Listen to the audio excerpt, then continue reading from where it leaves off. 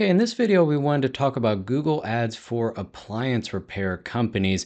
Now, we want to make it as easy as possible and focus what everyone gets wrong on these, because a lot of times you'll spend quite a bit of money, the cost per lead is too high, the phone calls aren't good, or the leads aren't turning into more jobs. So we wanted to make a very simple video to give you some high-level tips on exactly what you need to do to fix your Google Ads campaigns for an appliance repair service and how to turn everything around. So the first thing, most people use the wrong campaign type. They also go into the wrong keywords. They're not targeting things correctly and they're using the wrong ads. So even when they do show, they're not getting quality leads. The leads aren't turning into jobs. After managing millions of dollars in ad spend and launching over 7,000 ad campaigns over the last 15 years, here's what we've learned works best for home services in general, especially appliance repair companies. So when we say the wrong campaign type, there's a couple of very simple things you want to avoid.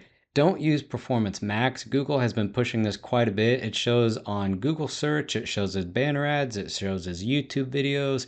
It really just shows all over the place. And a lot of these don't make any sense because appliance repair, it's very quick. People go on google.com, they find a company, they call them, they book them.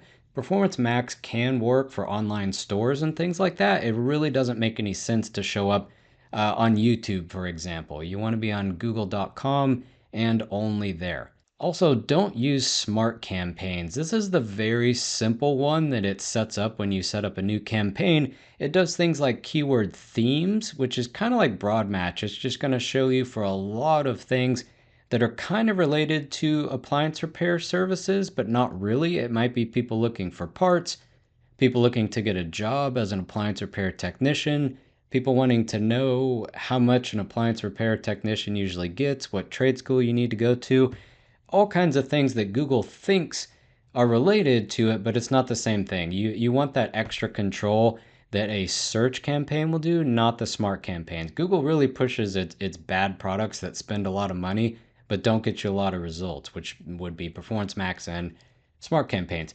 Also, if you're finding this content useful, go ahead and like and subscribe to get more great content like this. Or if you decided you don't really want to learn how to do this yourself anymore, click on the description link below. We'll run everything for you. We'll even do a free audit, free consultation, so you can see exactly what we would do if we took over management of your account. That way you can focus on running your business rather than learning how to run ads all day. Also, you want to balance the local search ads and the search campaigns. These are the local service ads, or people also call them Google Guarantee leads. You pay per the phone call. Those don't necessarily don't work. You just don't have any control. So you set up everything, you get approved, and it'll show for a bunch of appliance repair service keywords, but you don't have nearly as much control in writing an ad, controlling where it goes after you click on it, like going to a specific page, controlling the form exactly the way you want it, like you would be able to on your website, rather than what they set up. If you're having issues with it, there's not much you can do. That's the problem with it. Whereas the search campaign, you have a lot more features for adding or removing keywords, rewriting ad, things like this. It's much more advanced. So what a lot of people do, they run the local service ads, and then if it's not working, they could shift more money over to just the standard Google search campaigns. Or if local service ads aren't working at all, it's a bunch of bad leads. You have to constantly dispute them with Google. They're a very high cost or they're outside your service areas. Just pause them. Use the standard Google search campaigns. Another major thing is people target the wrong keywords. You want to use specific keywords that go to specific ads that go to specific landing pages. So what I mean by that is rather than just targeting appliance repair company, and Google tells you to do broad match, you should also test phrase and exact. But rather than just doing appliance repair near me or appliance repair company, you could also get more specific keywords that typically convert a lot better, meaning when people click on the ad, they call you. And those calls typically turn into more jobs or higher paying jobs because you can put in fridge repair near me or oven repair company or service, or you can bet on specific brands if you want to do Viking appliance repair near me, because we know that's going to be a much more expensive job than an LG or Frigidaire or something like that, typically. So you could put in a lot more specific keywords. The thing is, you don't want to add too many keywords because of the way Google has made so many updates over the years, you don't need to put in every single possible variation of fridge repair near me, fridge repair this zip code, fridge repair this area of town, and just hundreds and hundreds of refrigerator repair keywords. You really only need about 10 or 20 because Google matches to variations, misspellings, plural, all these other things. The other thing, you want to make sure to frequently add negative keywords. So if you do see in your search terms report, which is under insights inside the dashboard, if you see that you're popping up for a lot of keywords you don't want to show for, you can add them as negative keywords so you'll stop showing for that and not waste money on searches and clicks that you don't want. So this more advanced build out, this would be something more like you have your appliance repair keywords, and that's fine, but you can also build out a lot more. They're called ad groups. When you put together specific keywords in a theme, you could build out these more premium brands. You could build out specific brands, refrigerator repair, dishwasher repair. You separate all these keywords so they have their own ad group, their own ad, and they go to their own landing page. That's what I mean by a more advanced build out. So the other thing you want to fix, a lot of times people will use the wrong ad. So the first one, you don't want to max out the headlines and descriptions when it doesn't make sense. Google's new responsive search ads, they want you to put a lot of different headlines and it'll rotate them, but you don't have to write all of the headlines and all of the descriptions when they become repetitive or they just don't make any sense. That's one thing called ad strength. That's not as important as Google makes it. You just need to make as many headlines as possible. Sometimes, or that makes sense. So sometimes that's 5 or 6, maybe 7. You don't have to do the entire thing. Number 2, you want to search your competitors in your area. Just go on Google yourself.